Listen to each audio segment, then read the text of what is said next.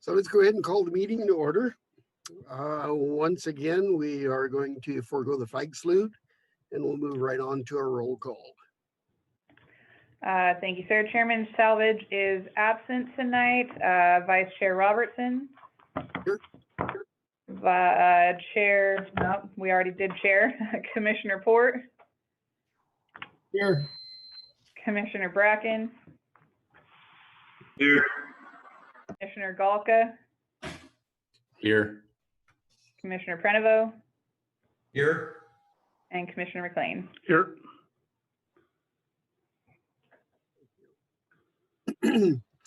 We are going to also forego the minutes. I assume we'll have those next month if we have a meeting next month.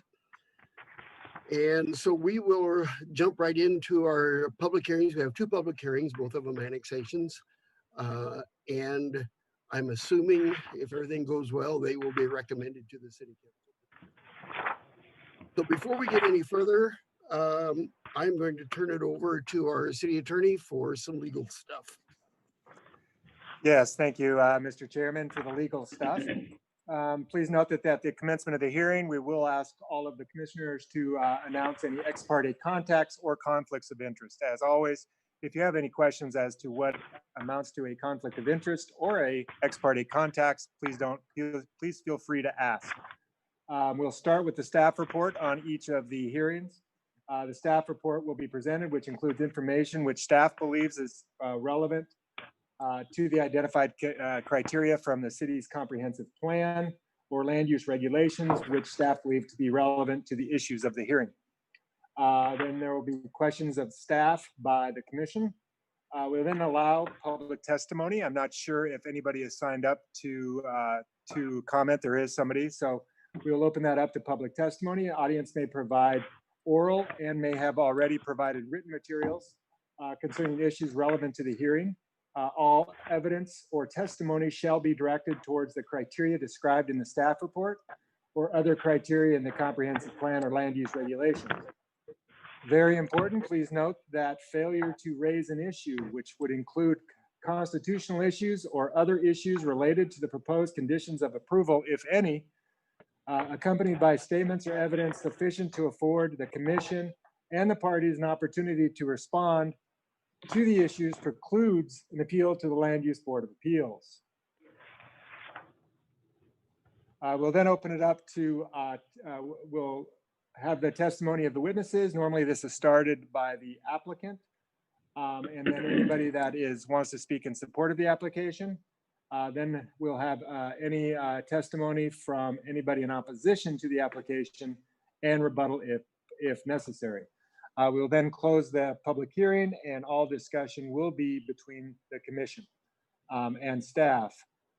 Decision may be made today and the decision will either be to approve or deny the application or to approve with conditions. Unless there's any questions, Mr. Chairman, you can open the hearing and ask about notice and about whether there's any ex parte contacts or conflicts of interest to disclose. Thank you. Any questions about the procedures? Seeing none, then we will go forward with our meetings tonight. And again, these will be handled as if we were in person around the table at the depot. So we'll be able to make a decision tonight.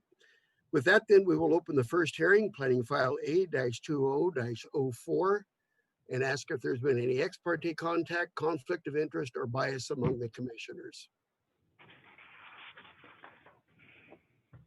Seeing none, then we will turn it over to staff for staff report. Thank you, sir.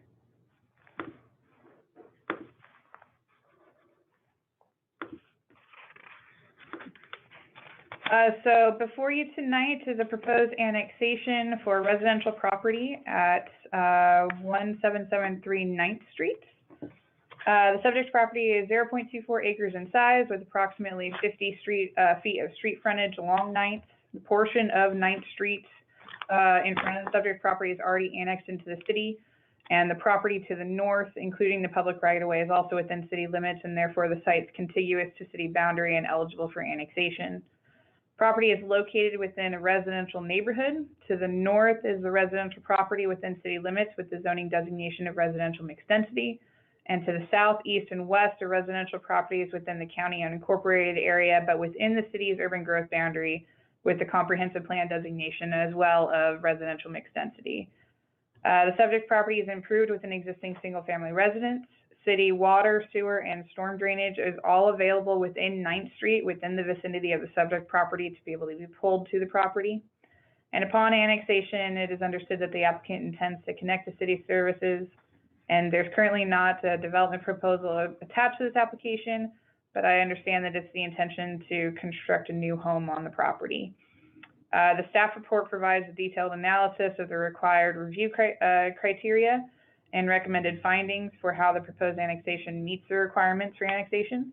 But generally speaking, the criteria can be met as a property is contiguous and eligible for annexation, and the applicant accepts their first zoning of residential mixed density, and therefore the site use and any future development is consistent with the established zone and is able to be accommodated within the existing city facility master plans.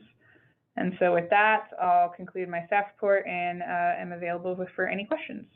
And we do have the applicant on as well if she would like to speak once we're done with commission questions. Thank you. Anybody have questions of Kelly? Okay, seeing none, then we will open the public testimony portion of our hearing and invite the applicant to provide her testimony. Thank you. My name is Carrie. I am Kathy Carver's daughter-in-law. And I'm kind of like taking care of all the business end of the stuff. We are working with Clayton Homes to tear down the existing residence and putting a new residence on there so that we can move onto the property and help my in-laws because they have some medical issues that need some help. Okay, thank you. Any questions for the applicant? All right, Kelly, do we have anybody else signed up for testimony? No, sir. And at this point, then we will close the public testimony portion of our hearing. All further discussion will be amongst the commissioners and staff. Okay, my question to the commissioners end, do you see any issue with this application whatsoever? Do you feel that it's met the criteria for annexation? I don't see any problems with it. I think it's pretty cut and dry. Todd, I see you're nodding. Anybody have any concerns with this? Seems pretty cut and dried, pretty straightforward. Okay, anybody prepared to make a motion? I will. Go ahead. I move to recommend approval of AR-20-04 with the recommended findings and direct staff to draft an order of recommendation. I second that. All right, any further discussion? All those in favor, please say aye. Aye. Aye. Any opposed? All right, motion carries unanimously. Thank you, Ms. Carver. Thank you. With that, then we will move on to our second hearing tonight. That is planning file A-20-06. And again, I'll ask the commissioners if there's been any ex parte contact, conflict of interest, or bias. Seeing none, then we'll turn it over to staff for staff report. Thank you again, sir. So before you tonight is another annexation proposal for a property at 955 Keys Street. Subject property is 0.17 acres in size with approximately 80 feet of street frontage along Stoltz Hill Road and 120 feet of street frontage along Keys Street. The full width of Stoltz Hill Road and Keys Street along the property frontage would also be annexed into the city. And the property to the north, including the public right-of-way, is located within city limits, and therefore the site's contiguous to city boundary and eligible for annexation. Property is located within a developed residential neighborhood. To the north and west are residential properties within city limits with the designation of residential mixed density. And to the south and east are residential properties in county unincorporated within the city's UGB with the designation of the comprehensive plan of residential mixed density. City water service and storm drainage are available in Stoltz Hill Road along the property frontage. Sewer service is available in Stoltz Hill to the south and to the north of the property, but would be needed to be pulled to the property if it was to be connected. Upon annexation, the applicant would be able to extend those city utility services, and the site is currently vacant, and there's no development proposal currently provided to the city for review. The staff report again provides a detailed analysis of the required review criteria and the recommended findings for how the proposed annexation meets the requirements. And generally speaking, the criteria can be met as the property is contiguous and eligible for annexation, and the applicant accepts the first zoning designation of residential mixed density, and therefore the site use and any future development is consistent with the established zone and able to be accommodated through the existing facility master plans. And again, so with that, I'll conclude my staff report, answer any questions you have. I just have one clarification. In the third paragraph of the memorandum, first line says there's an existing single family residence, and further on down it says the site is vacant. Yep, that was a typo from my end. Terribly sorry about that. There was a single family residence there, and then they demoed it fairly quickly after purchasing the property. So it's currently vacant as it sits right now. Any other questions for staff? Just a quick one. How big is that property? 0.17 acres in size. Okay. I thought you said something else when you were speaking. Oh, sorry. Okay. Right, any further question? All right, do we have anybody signed up for testimony? I got a question. Yes, go Okay. ahead. Hey, so on these annexations, in the staff report, it said, hey, it's in the urban growth boundary. It conforms to the development code.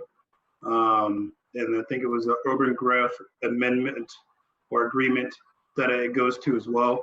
At what point would we not annex a property into the city if it meets all the criteria in the staff report? Because I think it's great that we vote on this, but according to the staff report, it met everything. And at what point will we not annex something into the city? If it's in the urban growth boundary, and maybe now this isn't the appropriate time to ask this, it's just, it's such a slam dunk. At what point will we not annex something into the city?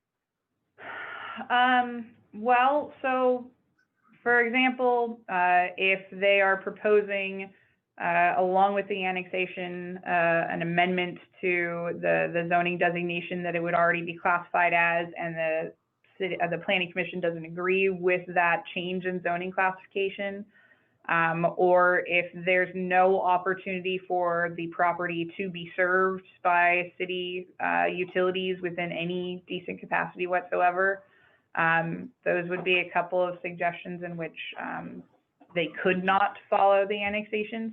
We haven't seen any of those in recent history, obviously. These are all fairly within urbanized areas that are supposed to be annexed, but those are a couple of examples of how it could not be. I don't know. And Samuel, I think that's an excellent question, but just for maintaining the record on each of these separate hearings, if there's any follow-up or other questions at the conclusion of the actual public hearings, it's more than happy to have a discussion about annexations in general. Okay, good. Thank you for that. Yeah. Right, so if we don't, I'm sorry, go ahead. I can make a comment on that. I think that as far as these annexations go, if it was not possible to annex something, it probably wouldn't even get to us. It wouldn't get past Kelly. Okay, I'm a so if we bulldog. can hold that discussion, we'll bring it up again after the public hearing is over. And because I agree, that's a good question. So if we have no more testimony, then the question to our commissioners is the same as the last one. Do you feel this has met the criteria? And if so, is anybody prepared to make a motion? I feel it made the criteria and I'd like to make the motion. Okay, go ahead. I move that the planning commission recommends approval of the annex A 20-06 based on the written findings in the staff report and direct staff to draft an order of recommendation incorporating the findings and conditions of approval. I second. Thank you. Any further discussion or any questions? All those in favor of the motion then, please say aye. Aye. Aye. Any opposed? Right, motion carries unanimously. All right, that concludes our public hearings. So Samuel and David, if you want to go back to that discussion, we certainly can, because I think it's a good question. It's just I don't want to beat a dead horse. I want this to be a quick meeting. It's just, it's in the urban growth boundary. It meets all the criteria, and it was zoned properly. And I just, I guess it's great for the record that we have it, to have the meeting. It's just, I'm wondering at what point would it ever get to this point and pass Kelly and then it not be approved? It's just, I think it's good. It's just reading the staff report on this. It was just a slam dunk, and I love slam dunks. It's just, but that's all I got to say. I just didn't know if the meeting was needed, but thanks. I appreciate it. Well, I think that, the meetings and this discussion is very important. We never know what's going to come up. Somebody might say, hey, wait a minute, my grandfather's buried there. And I don't want that developed. You just never know. Right. So it was a very good question, and I think it was something that should be talked about. Several years ago, we had an application. I can't even tell you which one it was now, but there was a question came up about contamination on the site. I mean, serious contamination on the site. And I don't know if that's a criteria or not, quite honestly.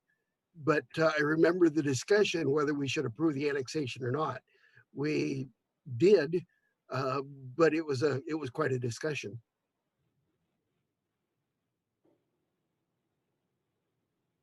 Okay. Anything further, Kelly? So we currently don't have anything on the agenda for the October meeting, and I think we're getting to the point where it would be too late for them to submit anything. So I pose the question to the commission of if you would like to have a month off, or if you wanted to hold a meeting to have a general discussion item or work session on some of the questions. I mentioned previously somebody had a question about variances and the application of them and when they're appropriate and that kind of thing. We can hold those questions next month, or we can plan those into future meetings, but the question is posed of, do you want a meeting or not? Well, if we don't have a meeting, maybe all this smoke and coronavirus will be over by the time we have our next one in November. Give us a break from it. I'll tell you, we've had some pretty heavy meetings the last few months. It might be kind of good to take a break. I'm good with that. Okay, with well, everybody? that's yeah. So Kelly, the hearing we without did Jeremy, last I week. think he'd probably say that there should be a meeting. What?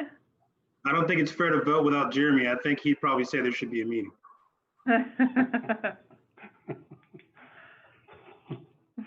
You never know. So Kelly, the file we did last month that was appealed, can you give us an update on that? Yes, it has been appealed. There was 4 bases for the appeal. I can't remember them off the top of my head exactly right now. But I believe that the city council agenda packet has been posted for review as well. But they will be heard before the city council next Wednesday at a special meeting for them. And so obviously the appeal followed a same line of points that they brought up to the commission, and it's the same resident group that was the main lead of the opposition. So they appealed for it, and it'll be heard next Wednesday at 6.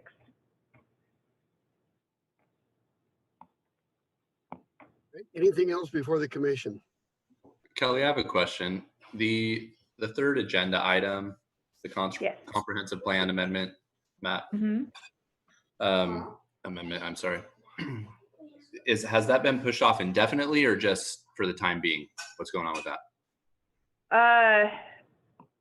I don't have a clear answer for that at this point in time. It's not indefinitely. The applicants would like time to speak with the residents of the community that have voiced their opposition and had signed that petition to identify his next step forward. And so he's taking that time. He indicated, generally speaking, that the next time we have a meeting with agenda items, that he'd like to have a slate in that meeting, but that's not a definitive time frame at this point. Thank you. Anything else? Seeing none, we are adjourned.